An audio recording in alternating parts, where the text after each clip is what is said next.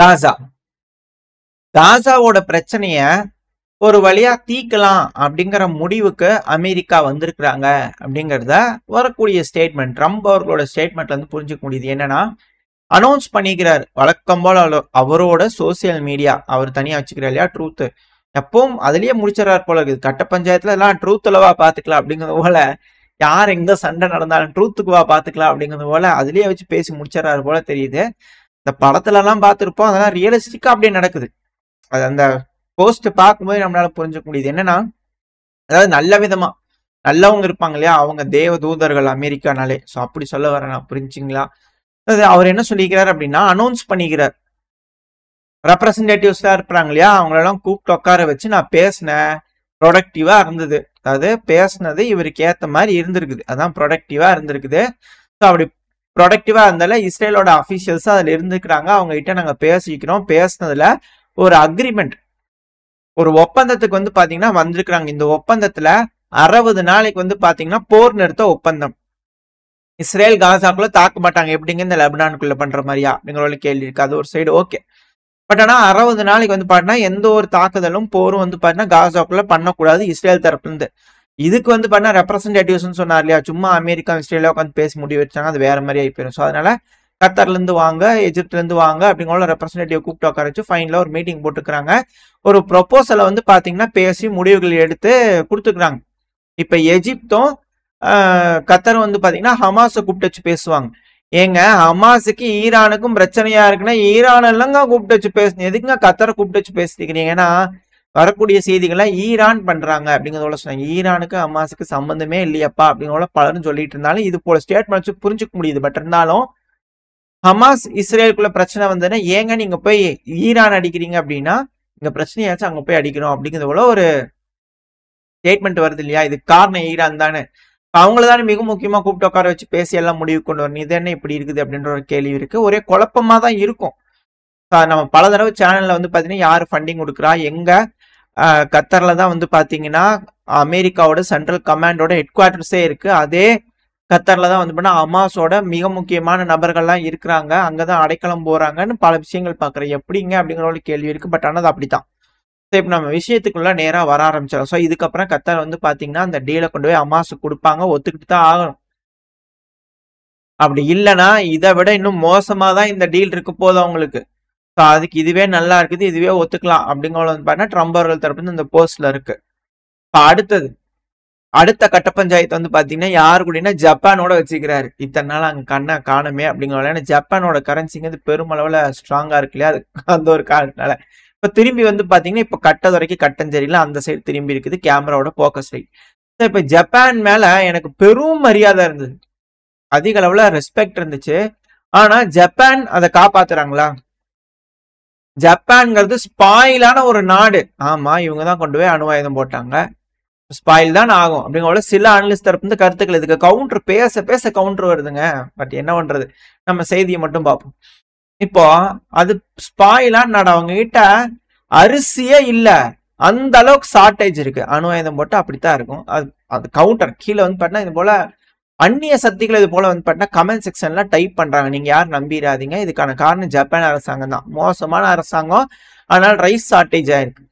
இப்படி இருக்கக்கூடிய நாடு என்ன பண்ணிருக்கணும், அமெரிக்கா கிட்ட அரிசி வாங்கணுமா இல்லையா? கடந்த 30-40 வருஷமா நம்ம கிட்ட வர்த்தகம்ன்றது சுத்தமா ஜப்பான் தரப்பு இருக்கிறதுல. நம்ம கிட்ட இருந்து மட்டும் எல்லாம் பண்ணிக்கிறாங்க, நம்மளோட பொருளை மட்டும் வாங்கிக்க மாட்டாங்களா? நம்ம கிட்ட வந்து ஸ்டீல் விற்கிறாங்க, எல்லாம் வித்துட்டு போயிடுறாங்க, நம்மளது மட்டும் அங்க வாங்கிக்க மாட்டாங்க. எப்படி அப்படிங்கிற வந்து பாத்தீங்கன்னா ரெஸ்பெக்ட கொடுக்க வைக்கணும், ரெஸ்பெக்ட வந்து புரிய வைக்கணும். இதுக்கு முன்னாடி இருக்கக்கூடிய ஆட்சியாளர்களுக்கு எல்லாம் ரெஸ்பெக்ட் பண்ண வைக்க தெரிஞ்சிருக்கா? இப்ப ரெஸ்பெக்ட் பண்ண வைக்கிறேன் பாருங்க. ஆனா லெட்டரை மட்டும் அனுப்பிடுவாங்க, நாங்க லவ் பண்றோம் உங்களோட ட்ரேடு பண்றதுக்கு அப்படிங்கிறது போலாம். ட்ரம்ப் அவர்கள் இந்த போஸ்ட்லயே வச்சு பாத்தீங்கன்னா எல்லா பிரச்சனையும் அப்படியே தீர்த்தர்றாரு, எல்லாத்தையும் வந்து பண்ண அந்த போஸ்ட்லயே வச்சு தீர்த்தர்றாரு.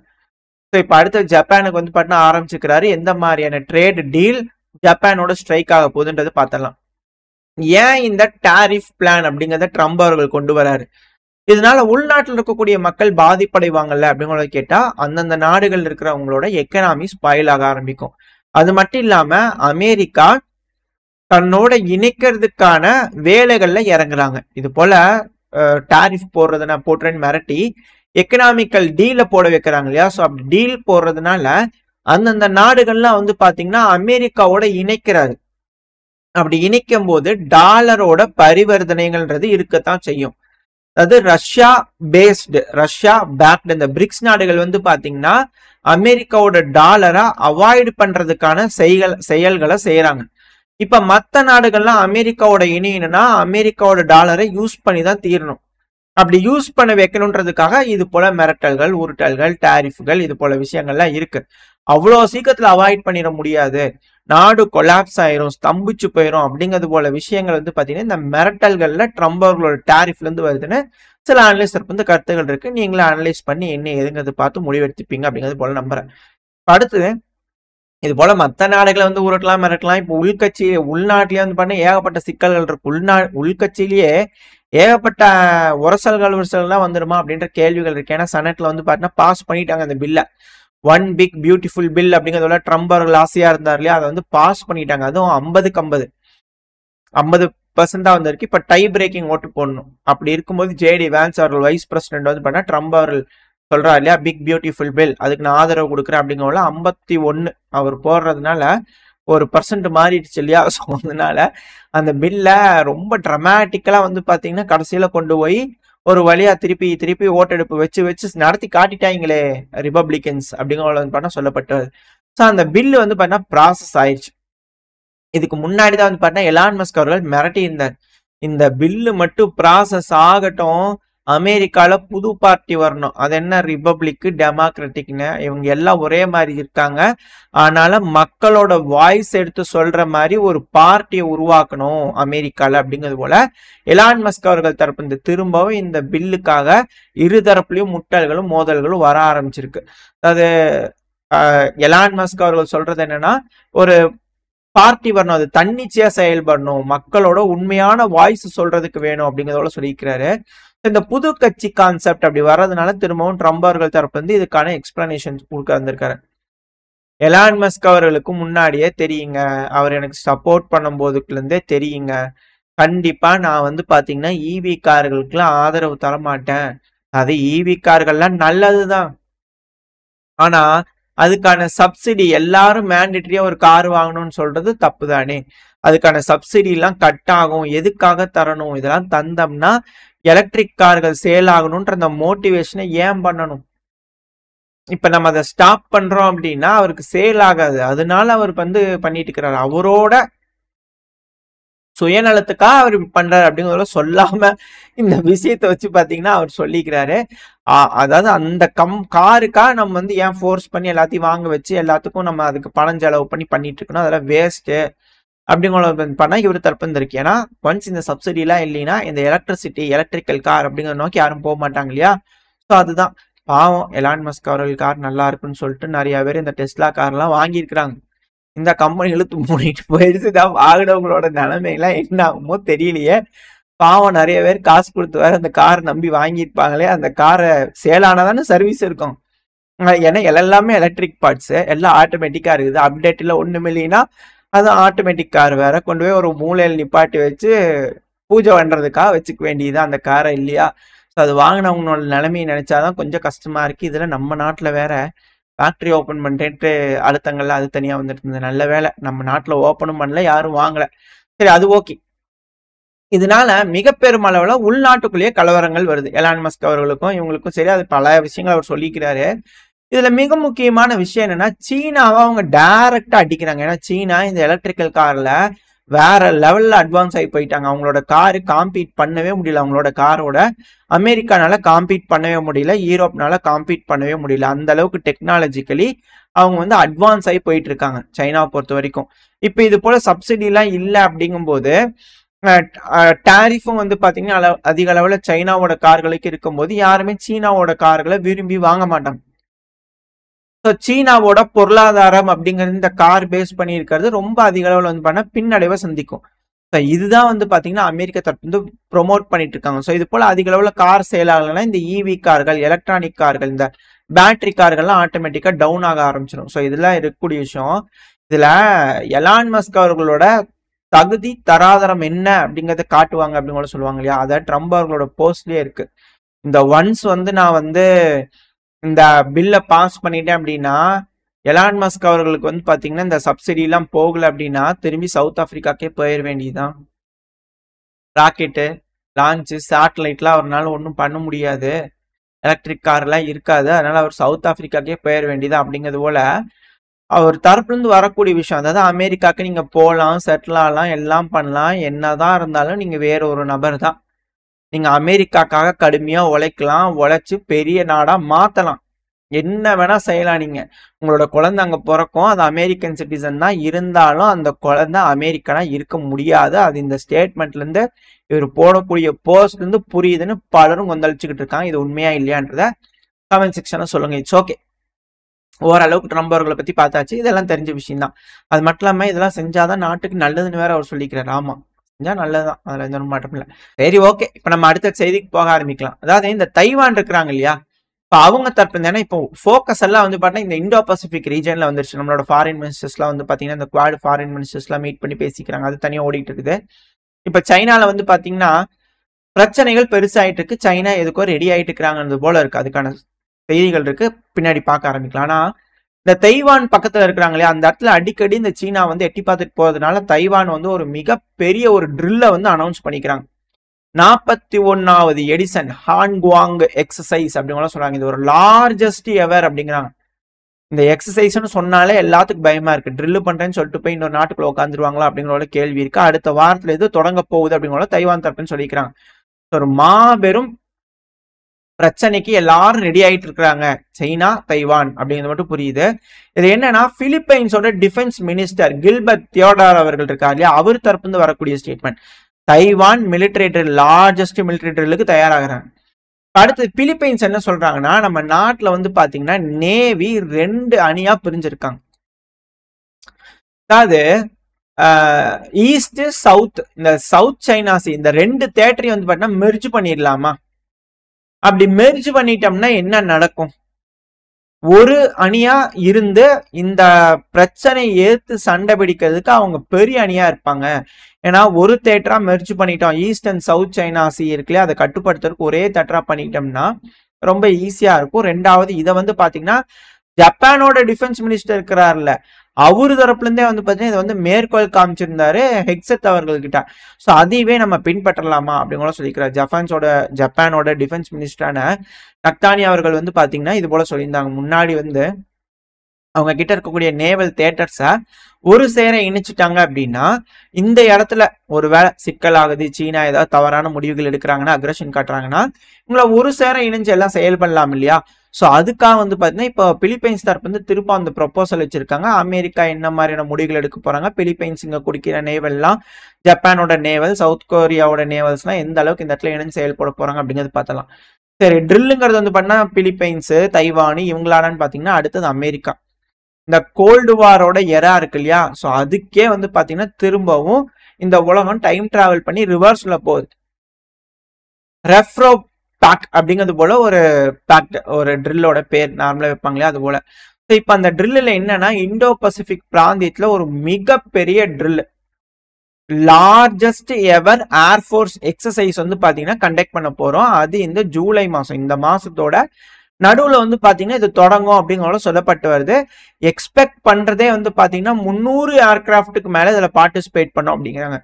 ஸோ பல நாடுகள் இதுல இணைஞ்சு அமெரிக்காவோட மைட்டும் மேசிவா இந்த இந்தோ பசிபிக் பிராந்தியத்துல காட்ட போறாங்க. இதுக்கு துணையா பல நாடுகளும் ட்ரில் செய்ய போறாங்க. இந்த ஜூலை மாசத்துல இருந்து இந்த இந்தோ பசிபிக் ரீஜன் எல்லாம் பதட்டம் அடைய போகுது. அதுதான் இதுல இருக்கக்கூடிய மிக முக்கியமான விஷயம். இதுல மேலும் வலு சேர்க்கும் விதமா ஒரு இமேஜ் லோட் ஆயிருக்கும். இந்த இமேஜ் வந்து பாத்தீங்கன்னா சைனாவோட ஒரு இது பிளைன்னு சொல்ல முடியாது, இது வந்து பாத்தீங்கன்னா கப்பல்னு சொல்ல முடியாது, இது வந்து எக்கத்ரோனோ பிளான் அப்படிங்கிறத சொல்லுவாங்க. இது வந்து பாத்தீங்கன்னா கடல் மான்ஸ்டர், சி மான்ஸ்டர் அப்படிங்கிறத சொல்லுவாங்க. இது வந்து ஒரு ஏர்கிராஃப்ட் டைப் தான், ஆனா செமி தான், ஏர்கிராஃப்டாவும் வேலை செய்யும், இன்னொன்று வந்து பார்த்தீங்கன்னா கப்பலாகவும் வேலை செய்யும். அதாவது எப்படின்னா இந்த தரையோட அந்த சர்ஃபேஸ் இருக்கு இல்லையா, வாட்டரோட சர்ஃபேஸ், அது ரொம்ப க்ளோஸா வந்து பாத்தீங்கன்னா அதுல டிராவல் பண்ணும். இது வந்து ஹைபிரிட் ஷிப்பாவும் இருக்கும், ஏர்கிராஃப்ட்னு வச்சுக்கலாம். இது ஒரு ஹைபிரிட் இது, அதனால எக்கத்ரோனோ பிளான் அப்படிங்கிற சொல்றாங்க. இத சீனா வந்து பாத்தீங்கன்னா என்ன சொல்றாங்க அப்படின்னா பொஹாய் சி மான்ஸ்டர் அப்படிங்கிற சொல்றாங்க. இந்த வகையான பிளெயின் வந்து பாத்தீங்கன்னா இது வந்து புதுசு இல்லை, 4 இன்ஜின் இருக்கு. இந்த மாடலுக்கு வந்து பாத்தீங்கன்னா இன்னொரு பேரும் உண்டு, அது காஸ்பியன் சி மான்ஸ்டர் அப்படிங்கிறத இதை சொல்லுவாங்க. காஸ்பியனாலே உங்களுக்கு தெரியும் ஆட்டோமேட்டிக்கா ரஷ்யா.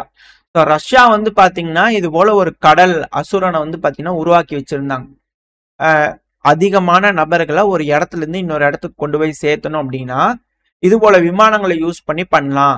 இது ஏன் இப்படி செய்யணும் அப்படின்னா கப்பலை விட வேகமா போகும், வேகமா போறதுனால அதிக நபர்களையும் தூக்கிட்டு போகும். ஸோ இப்படி செய்யறதுனால டிடெக்ட் பண்ண முடியாது. இப்போ ஏர் டிஃபென்ஸ் சிஸ்டம்லாம் வந்து பாத்தீங்கன்னா ஒரு கட்டத்துக்கு மேல நீங்க ஹைட்டா பறந்தாதான் ஏர் டிஃபென்ஸ் சிஸ்டம்லாம் ஆக்டிவேட் ஆகும். தரை கடியில போனீங்கன்னா சோனார் வந்துடும். ஸோ இது போல சிக்காம ஒரு இடத்துல இருந்து இன்னொரு இடத்துக்கு அதிக அளவுல பொருட்கள் நபர்களை கொண்டு போகணும்னா இது போல ஒரு விமானம் கம் ஷிப்பை வந்து பார்த்தா யூஸ் பண்ணலாம். ஸோ இதான் வந்து பார்த்தா ஹைபிரிட் எக்கத்ரோனோ பிளான் அப்படின்னு சொல்றாங்களே அது.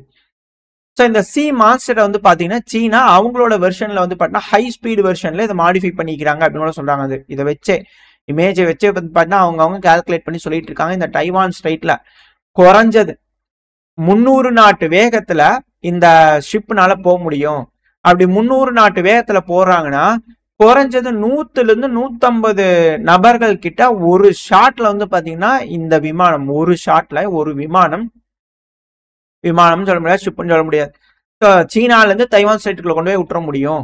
அப்படி கொண்டு போய் விடுறவங்களுக்கு ஆம்பிபிஎஸ் லேண்டிங் பண்றவங்களுக்கு ரொம்ப வேகமா பொருட்களை கொண்டு போய் கொடுக்க முடியும். எந்த அளவுக்கு சப்ளைஸ் வேணுமோ ஆயுதங்கள், மருத்துவ உதவி, காயமடைஞ்ச நபர்களை திரும்பி சீனாக்கே கூட்டிட்டு வரணும், பல வகையான விஷயங்கள் உடனடியா செய்ய முடியும், அதிக அளவுல செய்ய முடியும். ஸோ அதுக்காக இது போல விமானங்கள் கம் ஷிப்பா வந்து பார்த்தா செஞ்சுக்கிட்டு இருக்காங்க. கடல் அசுரனை தயாரிச்சுக்கிட்டு இருக்காங்க சீனா அப்படின்னு சொல்றாங்க. இது போல பல விஷயங்கள் வந்து பார்த்தா தொடர்ந்து இந்த சீனா தரப்புல இருந்து ரெடி பண்ணிட்டு இருக்காங்க. இந்த பிரிட்ஜே வந்து பாத்தீங்கன்னா கடல்ல கட்டி வச்சிருவாங்க போல தெரியுது ஃபியூச்சர்ல இந்த சைனாக்கும் தைவானுக்கும் நடுவுல. ஸோ அந்த அளவுக்கு ரெடி ஆயிட்டு இருக்கிறாங்க. இது போல சைனாவும் மேசிவா ரெடி ஆயிட்டு இருக்கிறாங்க. அதே போல பிலிப்பைன்ஸ்ல வந்து பாத்தீங்கன்னா பிலிப்பைன்ஸ், ஜப்பான், சவுத் கொரியா இவங்க எல்லாருமே ரெடி ஆயிட்டு இருக்காங்க. அமெரிக்காவும் மேசிவான ட்ரில் பண்ண போறாங்க அப்படின்னா இந்த பகுதியில என்னமோ நடக்க இருக்கு அப்படிங்கிற பலர் தரப்புல இருந்தும் கருத்துக்கள் வருது. ஸோ கூடிய சீக்கிரத்துல இந்த இடத்துல பத்திக்குமா இல்ல உட்காந்து பேச்சுவார்த்தை மூலியமா பேசி முடிச்சுக்குவாங்களா, என்ன நடக்க போனது வெயிட் பண்ணி பார்க்கலாம். அது மட்டும் இல்லாம கடைசியா ஒரு செய்தி, ஸ்வீடன்ல வந்து பாத்தீங்கன்னா நெருப்பு பந்து மாதிரி வந்து பண்ணா ஏதோ ஒண்ணு மர்மமான ஒரு விஷயம் ஸ்வீடனோட ஏர் ஸ்பேஸ்ல வந்து பாத்தீங்கன்னா வந்திருக்கு. இது வந்து விண்கல் அப்படிங்கிற சொல்றாங்க. பட் ஆனா அது அப்படி பார்த்தா தெரியல. பட் ஆனா பாக்குறதுக்கு அதுவா தான் இருக்கலாம் அப்படிங்கிற அசியூம் பண்ணிட்டு இருக்காங்க. இது ஏதாவது ஒரு நாடு எடுத்து டெஸ்ட் பண்ணிச்சா இல்ல ரஷ்யா வந்து பாத்தீங்கன்னா ஏதோ ஒரு மிசைல் எடுத்து சோதனை பண்ணும்போது அது இந்த நாட்டுல இருந்து பார்க்கும்போது அப்படி தெரியுதா அப்படிங்கிற தெரியல. பட் ஆனா இது போல ஒரு விஷயம் வந்துகிட்டு இருக்கு. இப்போதைக்கு அதுக்கான இமேஜஸ் வீடியோஸ் வந்துகிட்டு இருக்கு, வெயிட் பண்ணி பார்ப்போம். இல்ல நாட்டோ நாடுகள் புதுசா ஏதோ ஒரு ஆயுதத்தை செய்ய போறாங்க. ஏன்னா டைம் டைலேஷன்லாம் யூஸ் பண்ற மாதிரியான யோசிச்சு கூட பார்க்க முடியாத அளவுக்கான ஆயுதங்கள் எங்கிட்ட இருக்குன்னு ட்ரம்ப் அவர்கள் தரப்புல வந்தது. சொல்லக்கூடிய ஆயுதத்தெல்லாம் நம்ம யோசிச்சு பார்த்தோம்னா கற்பனை பண்ணி பார்த்தோம் வேற மாதிரி இருக்கு. பட் இருந்தாலும் பரவாயில்ல, நம்ம இன்னொரு நாள் அது தனியா பார்க்க ஆரம்பிக்கலாம். அவர் சொல்லக்கூடிய மெத்தட்லாம் ஆயுதம் இருந்தா எப்படி இருக்குன்னு சொல்லிட்டு மெயினான விஷயம். இது போல ஆயுத சோதனை அதிக அளவுல வந்து பாத்தீங்கன்னா இந்த உலகத்துல இருக்கக்கூடிய பல நாடுகளும் செஞ்சுக்கிட்டு இருக்காங்க. இதனால போர் எந்த ஒரு விதத்திலையும் குறையிற மாதிரியான ஒரு விஷயமே தென்படல. ஸோ எக்கனாமிக்கல் ரீதியா இந்த நாடுகள்லாம் சுதந்திரத்துக்காக சில நாடுகள் சண்டையிடுறாங்க. Russia, China, India, Iran, North Korea. So இவங்கலாம் வந்து பார்த்தீங்கன்னா எக்கனாமிக்கல் இண்டிபெண்டன்ஸ்க்காக சண்டை பிடிக்கிறாங்க. இதே இன்னொரு சைடு எக்கனாமிக்கல் டாமினன்ஸ்க்காக சண்டை பிடிக்க போறாங்க. ஸோ ஈஸ்ட் ஜெயிக்க போதா வெஸ்ட் ஜெயிக்க போதா அப்படிங்கிறத பொறுத்து வந்து பார்க்கலாம். ஸோ ஓரளவுக்கான தகவல்கள் இந்த பையில பார்த்துருப்போம்னு நினைக்கிறேன். இதோட இந்த பையன் நான் முடிச்சுக்கலாம். இந்த பதிவு எப்படின்னு உங்களுக்கு பிடிச்சிருக்கா பிடிச்சா லைக் பண்ணுங்க, உங்க ஃப்ரெண்ட்ஸ் நம்மள ஷேர் பண்ணிக்கோங்க. அது கூட மறக்காம இந்த பதிவை பத்தி உங்களோட கருத்துக்களை கமெண்ட் செக்ஷன்ல சொல்லுங்க. இந்த பதிவு நல்லா இருக்கும் நம்பிக்கை. அடுத்த பையன் சந்திக்க. Stay safe. பை.